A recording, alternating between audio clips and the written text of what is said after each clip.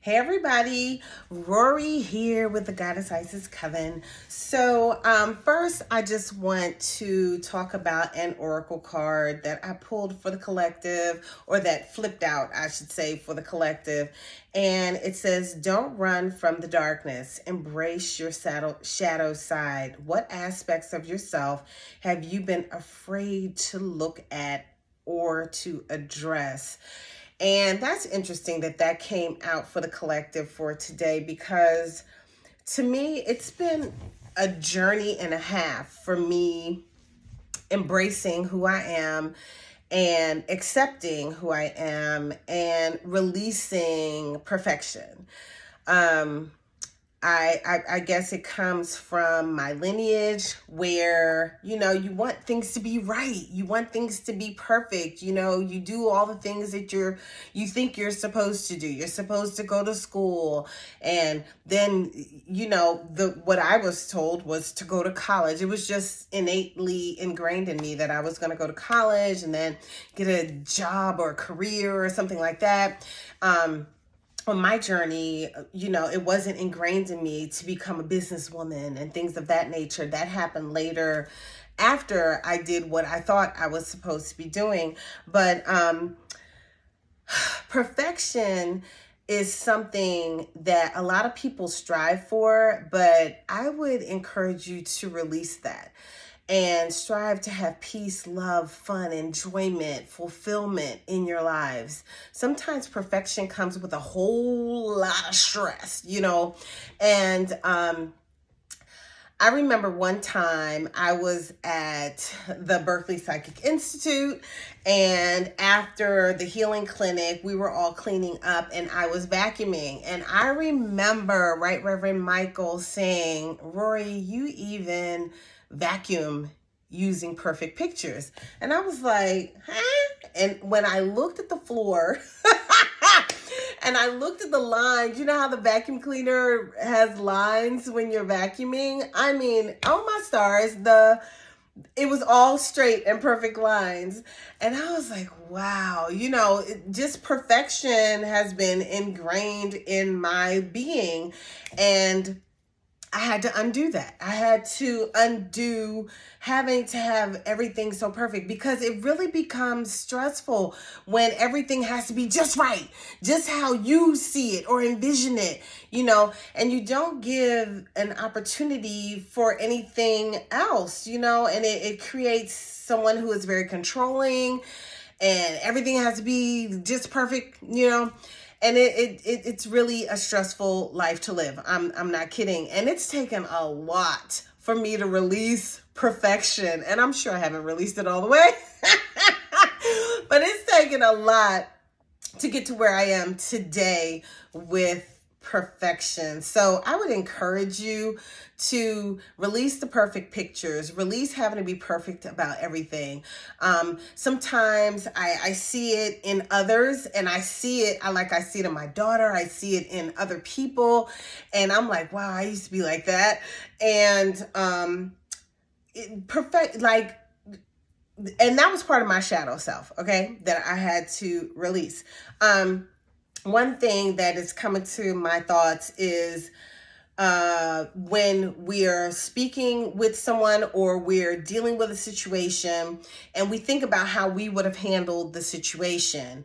And I know I found myself often saying, I would have done it like this. Well, you should have said this. How come they didn't do that? How come, that's what I would do, right? And I've had to reel that back, because all of us are different individuals. No one of us is the same. No one of us thinks the same. Even if you are so similar to whomever, your friends, your mate, whatever, you're still not the same being. So the way you would do something is going to be a little different than the way this person or that person would do the same thing.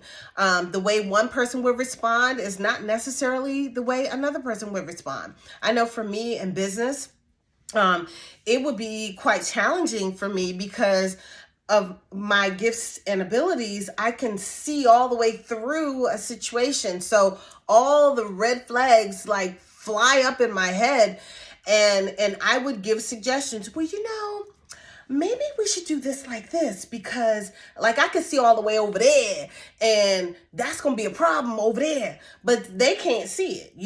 So then they look at me and they're not receiving of my advice, because like, what is she talking about? And I do this in business. I used to do this in the workplace, and it did not go over well, because the higher ups would think that I wanted their position, which I didn't. Half the time I didn't even want my position, okay? Let alone wanting yours. So, but I would give advice on how this could work better, and it just did not go over well. I remember my friend, she told me about the fry machine being on the left. And so I put this picture in my office that said the fry machine is on the left. And it was a picture of a fry machine in the McDonald's franchise. And McDonald's was one of my first jobs as a kid. And the fry machine is always on the left. When you walk into a McDonald's, the fry station is always over here, on the left. And no matter what McDonald's you walk into, the fry machine's on the left. And that's how corporate has set it up. So you could come in there and you could be like, you know what? It would be so much better if the fry machine was on the right or in the back or wherever. But it doesn't matter, because the fry machine is on the left, and that's where it's going to be. And that's what I had to remember when I was in corporate America, that the fry machine is going to be on the left. And my opinion may not matter, and a lot of times when I give my opinion, it's not met well. And I had to learn that for myself. I'd be in meetings, and the minute I would open my mouth to give a suggestion or a comment or whatever, I was like attacked, like, rah! And I was like, what the hell wrong with them? I only wanted to help all of us.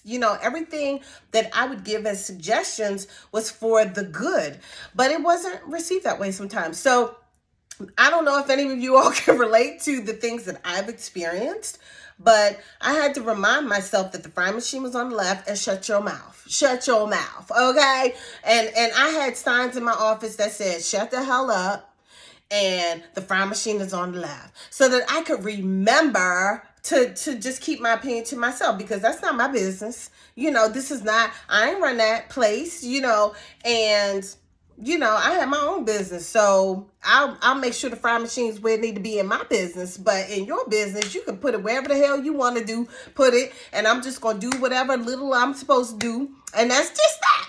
All right, so I know I've gone all over the place, but it all has to deal with perfection and perfect pictures, which was my thing that I had to release as far as some of my shadow work was. And we're at the end of a year. We're actually at an end of a cycle, an end of an age, the end of the age of Pisces, and it's really time to do some deep reflection and think about your own shadow work. Think about what it is that you could do better in your life. What can you embrace? I embrace the fact that I was reared to have perfect pictures. I embrace the fact that I had to put that in order so that I can fare in a better way in society, amongst other people. I had to put that in check.